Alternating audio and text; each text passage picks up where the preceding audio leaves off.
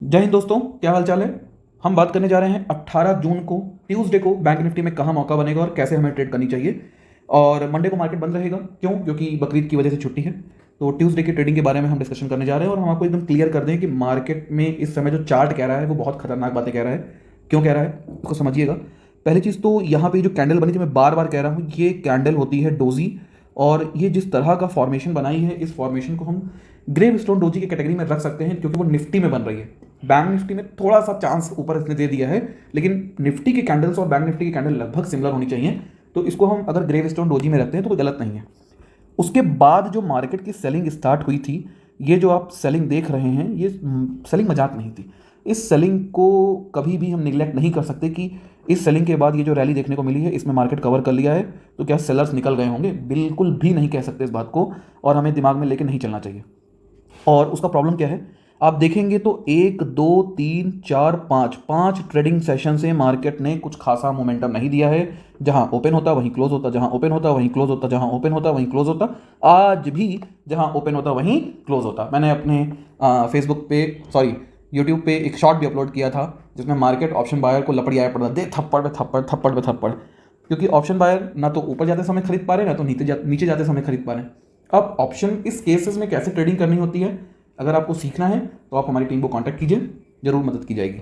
चलिए, फिलहाल हम बात करें अगर कि अब क्या पॉसिबिलिटी निकल के आ रही है। देखिए, एक बहुत तगड़ा रेजिस्टेंस बैठा हुआ है, और वो बैठा हुआ है 50,250 पर, और ये पॉइंट एक रेजिस्टेंस बना हुआ है, ठीक है। लेकिन मुझे ऐसा पर्सनली लगता है कि ये हमारे लिए समस्या की बात नहीं होनी चाहिए। हमारे लिए जो मेन रेजिस्टेंस बैठा है वो यहाँ बैठा हुआ है, और ये रेजिस्टेंस निकल के आता है 50,000, लगभग 900 के आसपास।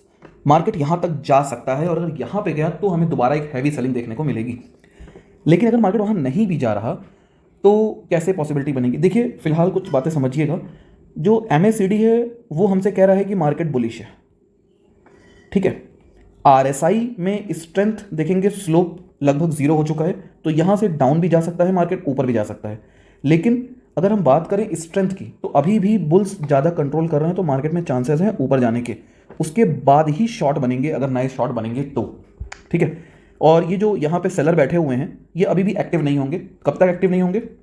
जब तक मार्केट 50,900 तक नहीं पहुंच जाता बैंक निफ्टी, तब तक ये एक्टिव नहीं होंगे। ये चुपचाप बैठे रहेंगे, ये शॉर्ट नहीं करेंगे। इस समय जो ट्रेड हो रही हैं, ये बहुत छोटे ट्रेडर्स ट्रेड कर रहे हैं, मतलब रिटेलर्स कर रहे होंगे, या छोटे इंस्टीट्यूशन जो होंगे वो कर रहे होंगे। बड़े हैवी कैटेगरी के लोग अभी नहीं कर रहे हैं, ठीक है।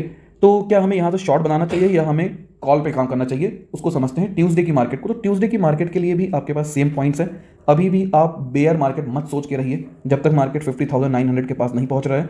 बहुत ज़्यादा आप बेयर के पीछे या शॉर्ट करने के पीछे, पुट के पीछे मत जाइए। आप मौके ढूंढिए कॉल बाई करने के। तो पहला एक मौका लग सकता है, आज का जो लो है ये लगभग निकल के आता है आपका 49,600 के आसपास, और ये जो हाई बना हुआ है 50,250 का।